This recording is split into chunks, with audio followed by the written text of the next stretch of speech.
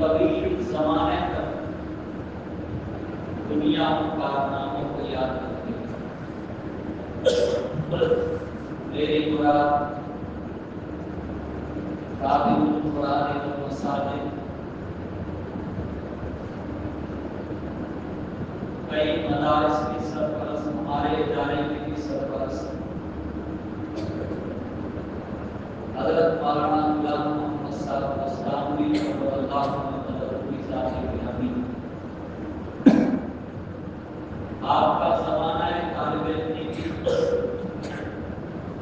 فلاح ادارے اور ظاہر العلوم میں جو گزرا اس کو آپ پڑھیں گے وہ بھی قابل تکلیف ہے۔ 12 سال دارالعلوم مدھاریہ اس کے اندر آپ نے تدریسی خدمات انجام دی، شرح ہدایہ تک تدریس کی خدمات انجام دی۔ اللہ نے دل کے اندر بڑا درد دیا، سوز عطا فرمایا تھا۔ چلے کے لیے تبلیغی جماعت میں عقل ہوا اور اس کے اطراف میں تشریف لے گئے۔ وہاں کی حالت ذات کو دیکھ کر کے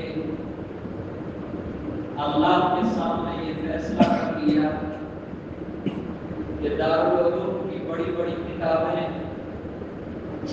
اور وہاں کا بڑا نام مجھے چھوڑنا پڑے، لیکن اس منظر بستی میں آ کر کے مجھے دین کا علم کا کام کرنا ہے۔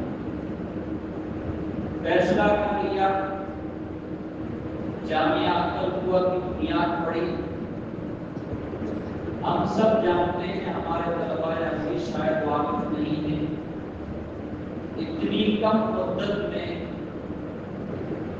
ہندوستان کی کسی شخصیت اور کسی ادارے نے اتنی ترقی نہیں کی ہے جتنی ترقی حضرت مولانا غلام محمد صاحب اسلامی نور اللہ قدرہ اور جامعہ عقل قوہ کو اللہ تبارک و تعالیٰ نے عطا فرمائی۔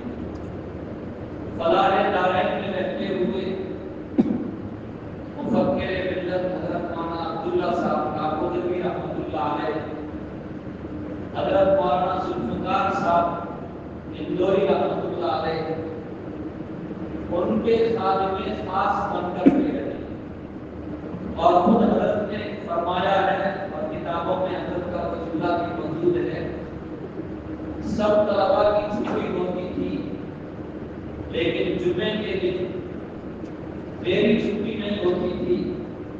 حضرت مولانا عبداللہ صاحب کا مدرج رحمۃ اللہ علیہ نے میری یہ ذمہ داری لگا رکھی تھی کہ میرے کمرے کا جو کتب خانہ ہے، فجر کے بعد تم میرے کتب خانے میں آؤ گے اور 11 بجے تک وہاں رہ کر کے مطالعہ کرو۔ اگر مطالعہ نہیں کر سکتے ہو تو ہر ہفتے میری کتابوں کی صفائی کا کرو۔ حضرت فرماتے ایسے جامعہ کا یہ حکم تھا، میں نے اس حکم کے اندر کبھی ان کی نافرمانی نہیں۔ حالانکہ جمعے کے دن طلباء کے لیے کام کرنا بڑا مشکل ہوتا ہے، لیکن حضرت رحمۃ اللہ علیہ اس خدمت کو انجام دیتے تھے۔ مظاہر العلوم صاحب تشریف لے گئے، دیگر اکابر کے ساتھ حضرت شیخ الحدیث رحمۃ اللہ علیہ کے دستے مقدس پر بیعت ہوئے، اور بیعت ہونے کے بعد پوری زندگی رمضان المبارک کا آخر عشرہ جب تک حیات رہے حضرت شیخ الحدیث رحمۃ اللہ علیہ مظاہر العلوم سہارنپور میں حضرت کی خانقاہ میں گزارنے کا اہتمام کرا۔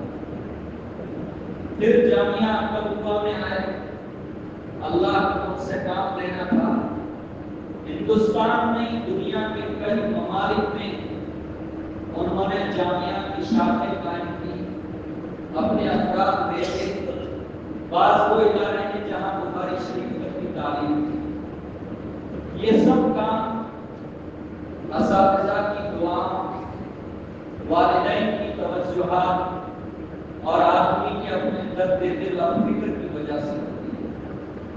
حضرت مولانا غلام محمد صاحب اسلامی رحمۃ اللہ علیہ کسی مجلس میں ہوتے، بیان ہوتا یا دعا ہوتی، تو ان کو دیکھنے والے اچھی طرح جانتے ہیں کہ ادھر خود کا شروع نہیں ہوتا تھا اور ادھر ان کی آنکھوں سے آنسو روانہ ہو جاتے ہیں۔ ادھر دعا کے لیے ہاتھ اٹھتے نہیں تھے، پہلے آنکھوں سے آنسو روانہ ہوتے تھے اور اس کے بعد میں دعا شروع ہوتی تھی۔ یہ ان کے اخلاص کی الہیت کی علامت ہے۔ اور کتنا بڑا اور کتنے منفرد کام کر کے گئے ہیں، نئے کام کر کے گئے ہیں۔ انہوں نے اس دور میں وہ کام شروع کیے تھے، ان کاموں کا تصور 80% بلکہ 90% علماء کے ذہنوں میں بھی موجود نہیں ہوتا۔ اتنے بڑے بڑے انہوں نے کام انجام دیے، جامعہ قائم کیا، سعودی عرب تشریف لے گئے، وہاں قرآن کریم کا ایک مسابقہ ہو رہا تھا، اس کو دیکھا، خود فرماتے تھے کہ مسابقات میں میرے دل میں یہ بات آئی کہ ہمارے ہندوستان میں بھی اس طرح کا مسابقہ ہونا چاہیے۔ جامعہ سے شروع کیا اور پورے ملک کے اندر جامعہ مسابقات کا انجام ملا اور ان کے طرز کے اوپر جگہ جگہ مسابقات ہونے لگے۔ قرآن کریم کی تصدیق کا جو بیڑا انہوں نے اٹھایا تھا وہ الحمدللہ اس کے اندر بہت حد تک کامیاب ہو گئے۔ بنجر بستیوں میں عام طور سے ضرور تشریف لے جاتے ہیں۔ ہمارے یہاں کی یہ ادارہ جب تک نیا نیا شروع ہوتا تھا، ہم چھوٹے چھوٹے تھے، کئی بار یہاں تشریف لائے اور بڑے بڑے صاحب ثروت لوگوں کو ساتھ لے کر کے تشریف لاتے تھے۔ یہ نہیں کہ مجھے صرف اپنے جامعہ کی مدد کے لیے ان کو جمع کرنا ہے، جہاں بھی جاتے تھے فرماتے تھے حاجی صاحب یہاں یہ ضرورت ہے، یہاں مسجد کی ضرورت ہے، یہاں مکتب کی ضرورت ہے۔ کسی غریب نے آ کر کے سوال کر دیا، ہاتھ میں ڈال کر کے جو ہوتا تھا فوراً ان کو ادا کر دیتے۔ یہاں تشریف لائے، مسجد کا کام چل رہا تھا، ہم بالکل چھوٹے تھے، ہمیں یاد ہے، فرمایا ہماری طرف سے اس مسجد کے لیے 2 لاکھ روپے، ان 2 لاکھ روپوں سے الحمدللہ اس مسجد کی پوری سب کا کام مکاتب کے لیے انہوں نے بڑی قربانیاں دی۔ ابھی چند سال پہلے تک پورے ملک کے اندر 2600 مکاتب کا وہ تعاون فرماتے ہیں، کم سے کم 2000 1500 اور جمعہ کے اطراف میں جتنی مساجد ہیں، جتنے مکاتب ہیں، سارے مدارس اور سارے مکاتب کا پورا خرچہ جامعہ کے بجٹ میں سے اٹھاتے ہیں۔ بستی والوں کے اوپر وہاں کوئی اس کا بوجھ نہیں ہوتا تھا۔ ان کے آزاد بلند تھے، ان کی فکریں بلند تھی۔ اللہ تبارک و تعالیٰ نے ان سے بڑا کام کیا اس تعلق سے بھی، مسابقات کے تعلق سے، مکاتب کے تعلق سے۔ خود جامعہ اتنا بڑا ہو گیا کہ اس کے اندر طلباء کی تعداد 10,000 کے قریب پہنچنے لگی۔ لاک ڈاؤن سے پہلے یہ تعداد بدلی تھی، لاک ڈاؤن کے بعد شعبۂ بنیاد کے تعلق سے اگر سے کچھ طلباء کی تعداد بڑھی۔ پھر اسکولوں کا جال جگہ جگہ بچھایا، کالجوں کا جال بھی جگہ جگہ بچھا دیا اور جگہ جگہ اس کی شاخیں قائم کر دی۔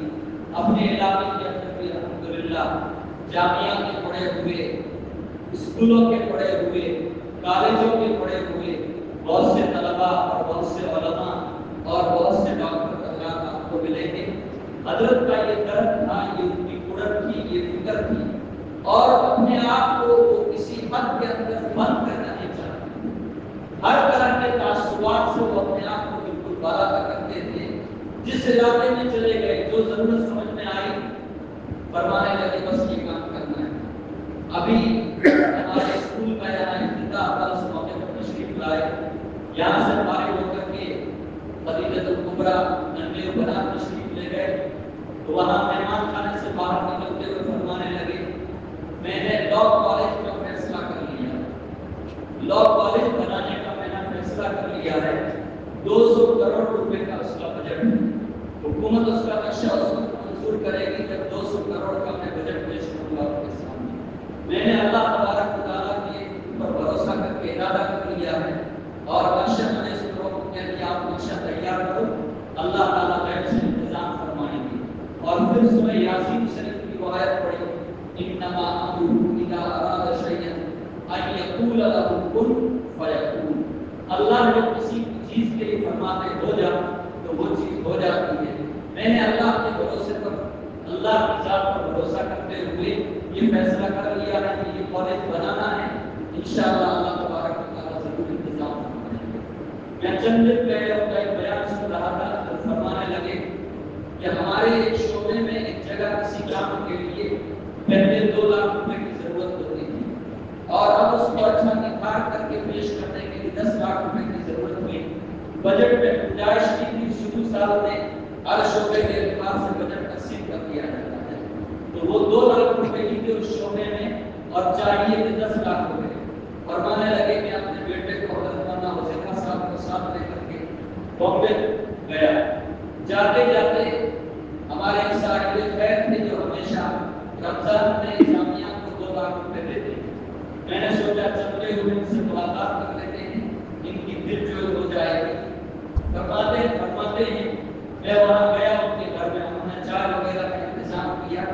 چائے کے بعد میں نے کہا کہ ہم یہاں سے گزر رہے ہیں. فرمانے لگے حضرت بیٹھو، میں اندر جا کر کے واپس آتا ہوں. اندر گئے اور 10 لاکھ روپے لا کر کے مجھے دے دیے. میں نے کہا آپ کی تو ہمیشہ 2 لاکھ روپے کی نصیب بنتی ہے. کہنے لگے ہمیشہ بنتی ہے، لیکن اس سال میں نے ارادہ کر لیا ہے کہ میں آپ کے جامعہ کے اندر 10 لاکھ روپے دوں گا. کہتے آگے جن سے ملاقات کرنے کے لیے ہم آئے تھے ان کی ملاقات کے لیے تو ہم گئے نہیں اور ان سے ملاقات کر کے ہمارا کام ہو گیا تو واپس روانہ ہو گئے. یہ اللہ توکل کی ان کی بہت بڑی علامت ہے اور میں تو ان کی سب سے بڑی کامیابی کی وجہ یہ سمجھتا ہوں بہت اعلیٰ صلاحیت کے تو مالک نہیں تھے. کسی ادارے کے شیخ الحدیث بننے کے لیے، بڑی کتابیں پڑھانے کے لیے اتنے بہت بڑے قابل نہیں تھے، لیکن ان کا رونا اللہ کو بہت پسند. جہاں کہتے تھے کہ کام کرنا ہے، چند دنوں کی بات الحمدللہ وہ کام ہو جاتا ہے. ہمارے علاقے میں کتنی مساجد تعمیر کروائی، ہاسپٹل تعمیر کروائے، کتنی مساجد تعمیر کروائی. اللہ تعالیٰ کو گلی کے رحمت فرمائے. اللہ کے یہاں کتنے پیارے ہیں. ابھی ہمارے گروپ کے اندر ہمارے ادارے کے استاد ماری ارشد صاحب نے ایک مضمون بھیجا. مولانا عمران صاحب فلاحی کرکسر کے استاد ہیں، انہوں نے خود اپنا ایک مضمون لکھا ہے کہ میں ایک رات سو رہا تھا، مجھے خواب کے اندر کسی کہنے والے نے کہا کہ اس جگہ نبی علیہ السلام تشریف فرما. کہتے میں وہاں سے چلا اور چل کر کے میں جیسے اس آگ کے اندر دیکھا تو کیا دیکھتا ہوں، حضرت مولانا غلام محمد صاحب اسلامی کی شکل میں حضرت نبی کریم صلی اللہ علیہ وسلم اور ان کے شیخ عارف باللہ حضرت قاری محمد صدیق صاحب باقی رحمۃ اللہ علیہ کا قول آج بھی کتابوں کے اندر موجود ہے. حیات محمود کے اندر وہ قول میں نے بہت پہلے پڑھا تھا، آج بھی موجود ہے. مختلف بزرگوں کی باتیں نقل کرتے ہوئے حضرت قاری صدیق صاحب رحمۃ اللہ علیہ نے فرمایا اگر کل قیامت کے دن خدا مجھ سے پوچھے گا کہ تم دنیا سے کیا لے کر کے آئے ہو تو میں کہوں گا کہ میں مولوی غلام محمد مستانوی کو لے کر کے آیا اور میرے پاس کچھ نہیں ہے. اللہ کے یہاں اپنی تجارت میں کتاب کو پیش کر دوں گا. اتنی بڑی شخصیت تھی، اتنی عظیم المرتبہ ہستی تھی. دارالعلوم دیوبند کے محتمین بھی بنے اور ملک کے کتنے ہی اداروں کے وہ شورا کے رکن رہے اور بڑے بڑے اداروں کا بڑا بڑا تعاون فرماتے تھے. اسکول کا انہوں نے کام کیا، کالجوں کا کام کیا. کئی ادارے جو اپنے تسلط کے اعتبار سے، اپنے تشخص کے اعتبار سے مضبوط ہیں، ان کے اس نظام کی وجہ سے انہوں نے اپنے اداروں سے شورا کے رکنیت کو ختم کر دیا کہ آپ جو نظام چلاتے ہیں وہ نظام ہمیں پسند نہیں. اور آج اکثر مدارس میں وہ نظام شروع ہو چکا ہے. اللہ نے ان کو کیا بصیرت عطا فرمائی تھی، کیا فراست عطا فرمائی تھی اور کتنا بڑا کام کر کے گئے ہیں. ابھی 2 سال پہلے ہم جامعہ گئے، وہاں حاضر ہونے کے بعد میں ہم نے دیکھا اور بہت ساری عمارتیں، ایک لمبی چوڑی عمارت بن رہی تھی ڈائننگ ہال کی. تو وہاں کے اساتذہ جو ہمارے ساتھ تھے انہوں نے بتایا یہ ایشیا کا سب سے بڑا ڈائننگ ہال بننے جا رہا ہے. ایشیا کا سب سے بڑا ڈائننگ ہال بننے جا رہا ہے جہاں ایک سال میں 15-20 ہزار بچے ساتھ میں کھانا کھائیں. ہم نے حضرت کے گھر پر جا کر کے ملاقات کی اور صبح آفس میں بھی جا کر کے ملاقات کی. والد صاحب کا حالات پوچھے، مدرسے کے حالات فوراً پوچھتے تھے اور اس کے بعد میں کہنے لگے تعلیم کہاں کرتے ہیں. میں نے کہا مشکات شریف کرتے ہیں. پھر پوچھا اسکول کہاں کرتے ہیں. میں نے کہا 8ویں کلاس تک ہے. فرمانے لگے اسکول کو فوراً 12 کر دو اور مشکات کو آگے بڑھا کر کے دورہ تک کر دو تاکہ حدیث شریف کی 3-4 کا ساتھ خطاب کیا ہم تیار ہوتے ہیں. جو بھی جاتا تھا اس کی حوصلہ افزائی فرماتے تھے, ترقی کی بات کرتے تھے. آج وہ ہمارے درمیان سے رخصت ہو گئے ہیں. ہم اللہ تبارک و تعالیٰ سے دعا کریں اللہ تعالیٰ جامعہ کو اور پوری امت کو ان کا نعمت بدل نصیب فرمائے. ان کے ساتھ اللہ تبارک و تعالیٰ انہی کی طرف سے بھی جامعہ کے لیے امت اور ملت کے لیے کام دے, اور ان کی جو فلاح ہو گئی ہے اللہ تعالیٰ اس کی فلاح کو پورا کرنے کی غیر سے شکر اور اس میں پیدا فرمائے. بہت ساری ان کے تعلق سے باتیں ہیں, جہاں بھی جاتے تھے میں نے کہا حوصلہ افزائی فرمائے. ہمارے راجستھان میں دارالعلوم میں تشریف لائے حضرت مولانا رشید احمد صاحب کے بیان تھے. مختلف راجستھان کے ضلعوں کا دورہ کرتے ہوئے وہاں تشریف لائے. اس سے پہلے اس طرف کے واقعے وغیرہ کے علاقے میں کئی بار آ چکے تھے. ہمارے اس پر بہت بات میں آئی. دارالعلوم میں تشریف لانے کی بات فرمایا یہ ازہر راجستھان ہے, اور انہی کا خطاب کیا ہوگا الحمدللہ آج تک پر چل رہا ہے. حضرت مفتی محمد یوسف صاحب بلال نے غیر متعلقین کے خلاف ایک رسالہ لکھا تھا. غیر متعلقوں کے خلاف بامبے کے اندر ایک بہت بڑی کانفرنس ہو رہی تھی. حضرت نے فرمایا راجستھان کے ایک بہت قابل مفتی ہیں, انہوں نے غیر متعلقوں کے خلاف ایک رسالہ لکھا. اس طرح کون حوصلہ افزائی کرتا ہے؟ جس آدمی کے دل کے اندر درد ہوتا ہے, جو چھوٹوں کو آگے بڑھانا چاہتا ہے, وہ چھوٹی چھوٹی چیزوں کو دیکھ کر کے ان کی حوصلہ افزائی کرتا ہے. اللہ تبارک و تعالیٰ امت کو ایسے نجات عطا فرمائے, ایسی شخصیات عطا فرمائے. اس ہفتے کے اندر ہم بڑی بڑی 2-3 ہستیوں سے محروم ہو گئے ہیں. اللہ تبارک و تعالیٰ ان کی جگہ دوسرا نعمت بدل عطا فرمائے. اور آخر میں ایک درخواست کی مثال سوال ہوگا. ایک درخواست ہمارے یہاں جو نئے طالب علم آئے تھے عبدالشکور پاٹودی نے چند دن یہاں رہے, پہلے سے بیمار تھے, پھر بیمار ہو گئے. جودھپور ایڈمٹ تھے, گھر لایا گیا, پھر گھر سے واپس جودھپور لے جایا گیا. ڈاکٹروں نے یہ کہہ دیا ان کو احمدآباد لے جانا پڑے گا. اور ابھی ان کے ساتھیوں کا میسج آیا ہے کل احمدآباد پہنچیں گے, 4 لاکھ کا انجیکشن لگے گا. اس لیے حضرات اساتذہ کرام سے طلباء عزیز سے درخواست ہے کہ اس بچے کی شفا کاملہ کی خصوصی طور پر دعا فرمائیں. اس وقت بھی دعا فرمائیں, تہجد کی توفیق ہو تو اس وقت میں بھی دعا قبولیت کا جو بھی موقع ہو فجر کے بعد میں ضرور دعا میں یاد رکھیں. اور اس طرح کی جو شخصیات دنیا سے جاتی ہیں ہم ہر وقت ان کو اصال سوال کرنے کی کوشش کریں. اس وقت آپ نے سورہ نور پڑھا ہے, 3 مرتبہ درود شریف, 3 مرتبہ سورہ فاتحہ, 3 مرتبہ آیت الکرسی اور 3 مرتبہ سورہ اخلاص پڑھ لیں, اور اس کے بعد میں انشاءاللہ دعا کریں. Thanks for watching. Don't forget to like, comment, share and subscribe to Al Wahid channel.